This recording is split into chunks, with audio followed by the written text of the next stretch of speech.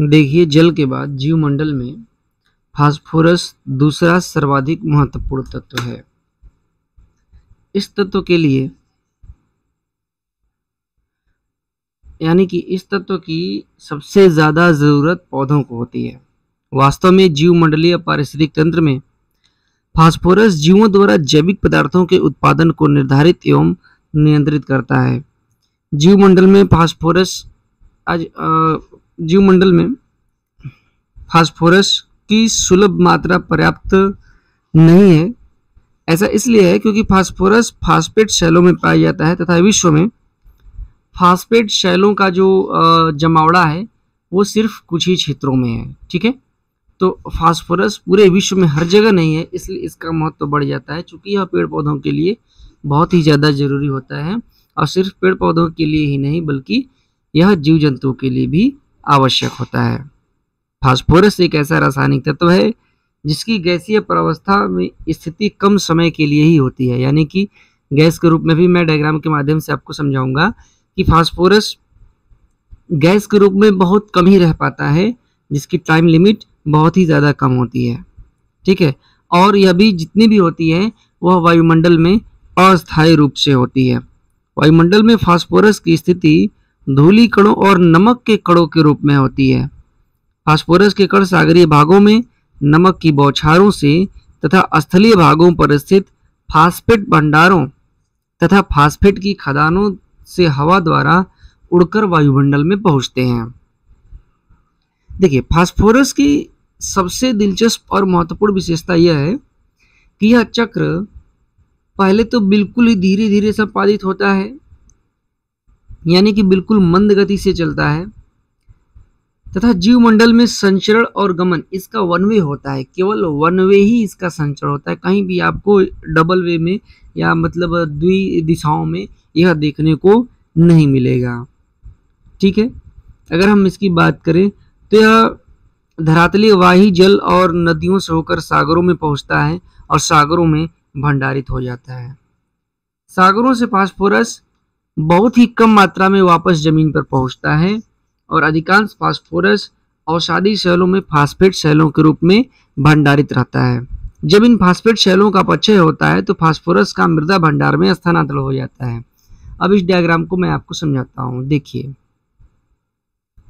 जैसे मान लीजिए कि कहीं से भी ये शुरू करें, यहाँ पर जब चट्टानों का औषधि चट्टानों का जब अपक्षय होता है, औषधि चट्टानों की जब वेदरिंग होती है, तो फास्फोरस यहाँ से समुद्र में आ जाता है, नदियों में आ जाता है, या फिर यहाँ से क्या करता है ना कि जैसे जब चट्टानों का क्षण होता है, जैसे कि हम जब मिट्टी के लेयर की बात करते हैं तो ए बी और सी डी लेयर होती है, तो डी संस्तर जो होता है यहाँ से जब चट्टानों का क्षण होता है तो फास्फोरस जमीन में यानी कि मिट्टी में आ जाता है, और इस मिट्टी में आए हुए फास्फोरस का पौधों के द्वारा एब्सॉर्प्शन कर लिया जाता है।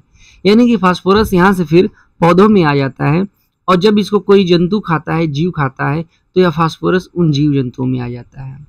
जब यही जीव जंतु मरते हैं तो मरने के बाद फिर ये डिकम्पोज हो जाते हैं, और ये फिर ये जो डिकम्पोजर्स होते हैं यानी कि जो अपघटक होते हैं, ये इन जंतुओं को खा जाते हैं। तो अब फास्फोरस इन अपघटकों में आ गया, और यहाँ से फिर अंडरग्राउंड फास्फेट रिजर्व यानी कि फिर से ये मिट्टी में मिल जाता है अपघटकों के द्वारा, और जब मिट्टी में मिल जाता है तो फिर इसकी कुछ प्रक्रिया लीचिंग की होती है, और लीचिंग के माध्यम से यह पूरा सागरों में चला जाता है, या फिर धरातलीय और वाही जल के द्वारा या फिर नदियों के जल के द्वारा फास्फोरस की कुछ मात्रा महासागरों में, समुद्रों में वापस चली जाती है।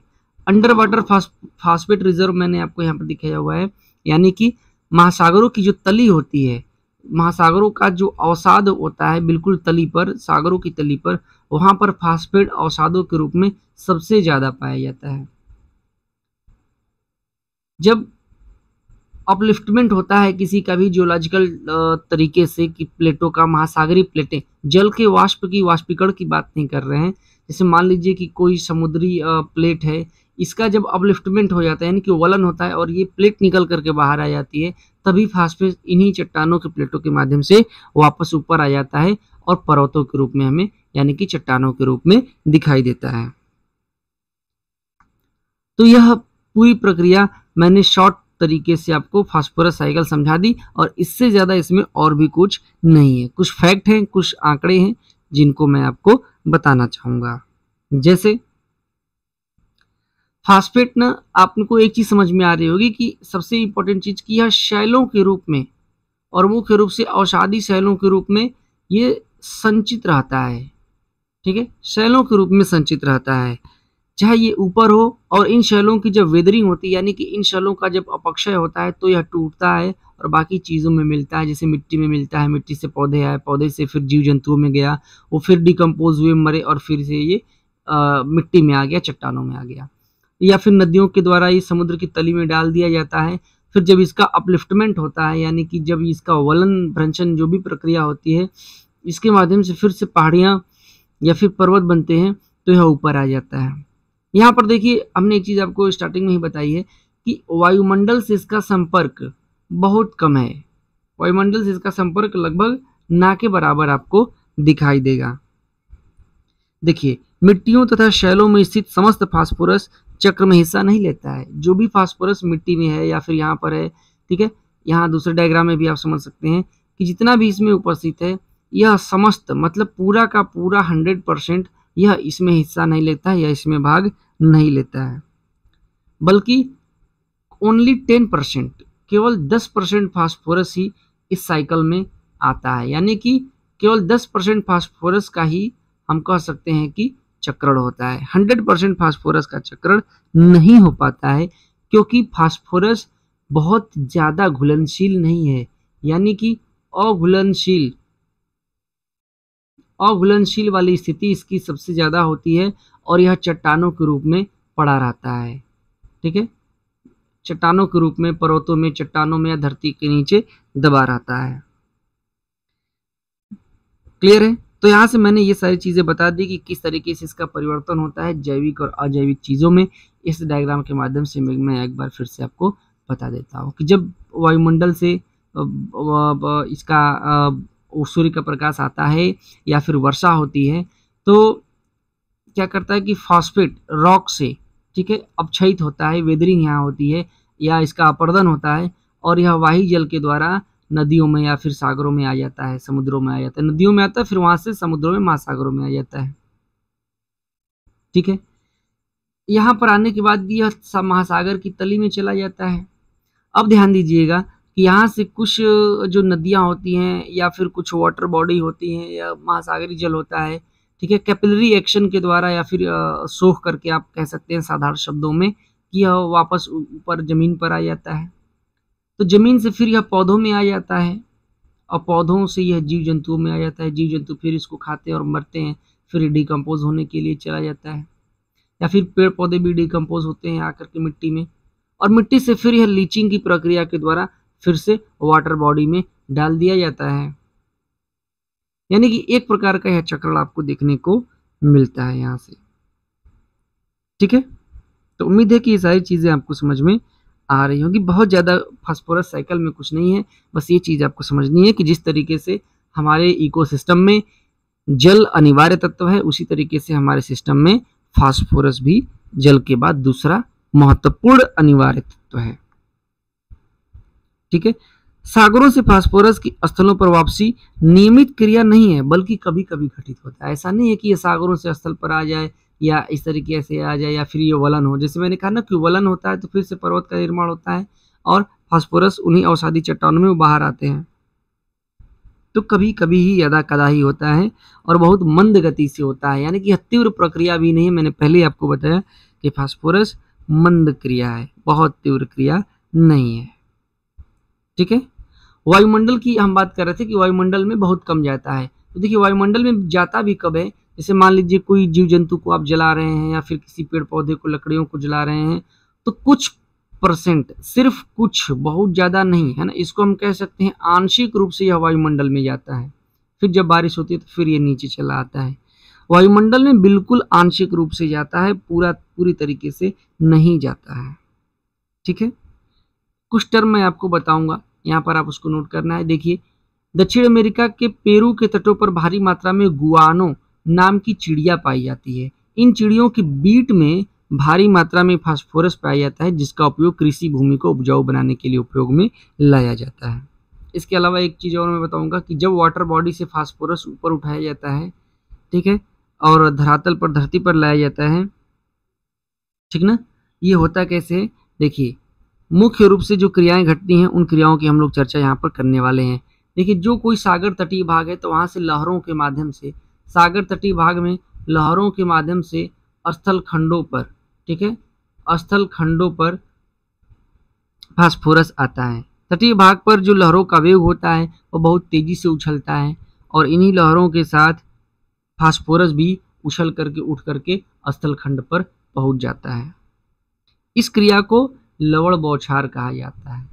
लवण बौछार कहा जाता है। इस क्रिया को लवण बौछार कहते हैं, यानी कि साल्ट स्प्रे, साल्ट स्प्रे कहते हैं इस क्रिया को, ठीक है। और दूसरा है मछलियों के द्वारा।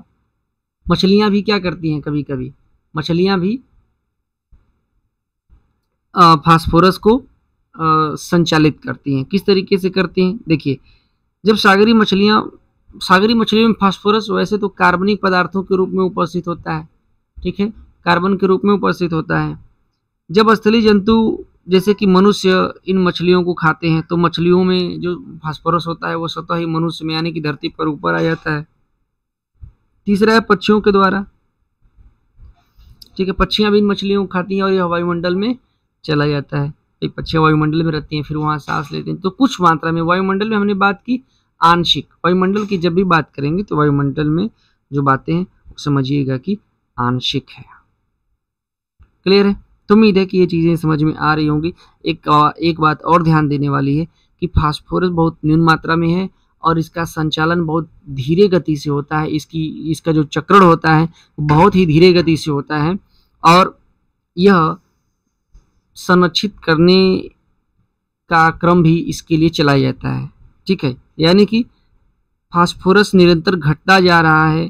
पौधों के लिए, फसलों के लिए फास्फोरस की लगातार डिमांड होती है, लगातार मांग होती है और यह लगातार घटता जा रहा है। इसके लिए विभिन्न प्रकार के उपाय भी किए जाते हैं, ठीक है। ध्यान दीजिएगा कि रासायनिक खादों के रूप में फास्फोरस का उपयोग हम इसलिए करते हैं क्योंकि यह चक्र बहुत धीमे चलता है और खेतों में, फसलों में फास्फोरस की मात्रा बहुत कम हो जाती है, तो रासायनिक खादों के रूप में इसको डाला जाता है, ठीक है।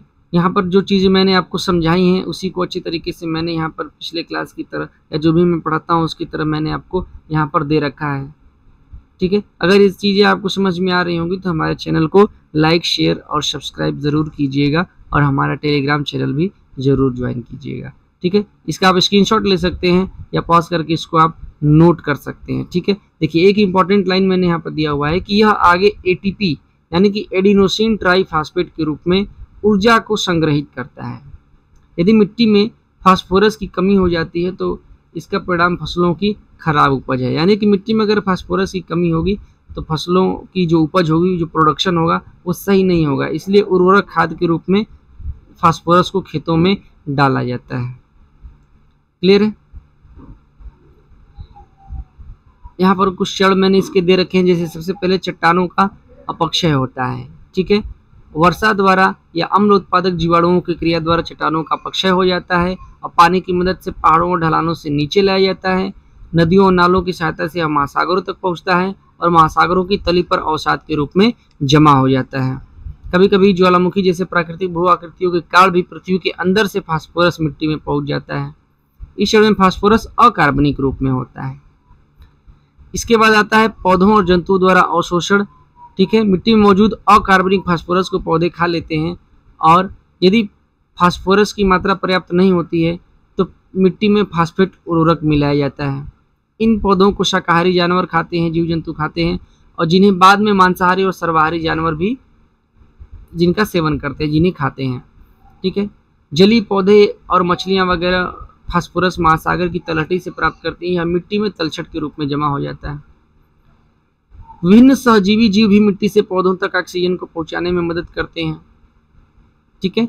उनके पौधों और जानवरों के शरीर में यह कार्बनिक फास्फोरस में परिवर्तित हो, यानी कि जब पौधे जीव जंतु खा लेते हैं तो यह कार्बनिक में तब्दील हो जाता है, परिवर्तित हो जाता है और उनके डीएनए का निर्माण करता है। यानी कि फास्फोरस क्या कर रहा है, डीएनए के निर्माण करने का काम भी कर रहा है और शरीर में विभिन्न प्रकार की प्रक्रियाओं को निष्पादित करने में उनकी मदद करता है। पशुओं में फास्फोरस का उपयोग जैव अणुओं और हड्डियों के निर्माण के लिए, यानी कि हड्डियां भी निर्मित होती हैं फास्फोरस से, ठीक है, जैव अणु भी निर्मित हो रहे हैं।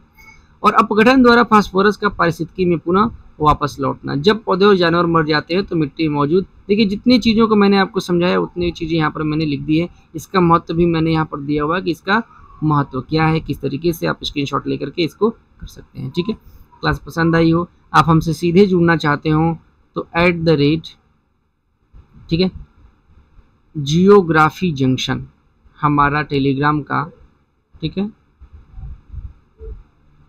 जियोग्राफी जंक्शन आप सर्च करेंगे, डिस्क्रिप्शन बॉक्स में ही मैं लिंक दे दूंगा। कोई भी आपको डाउट है, कोई भी आपको अपना डाउट क्लियर करना है या कोई भी क्वेश्चन पूछना है किसी भी प्रकार का, चाहे वो प्रैक्टिकल का हो चाहे किसी भी चीज़ का हो, ठीक है, ज्योग्राफी से संबंधित अगर कोई भी डाउट आपको आ रहा है तो आप वहाँ मुझसे सीधे जुड़ सकते हैं और हमें फॉलो कर सकते हैं, हमें क्वेश्चन अपना भेज सकते हैं। आपके डाउट को क्लियर करने में हमें बड़ी खुशी मिलती है।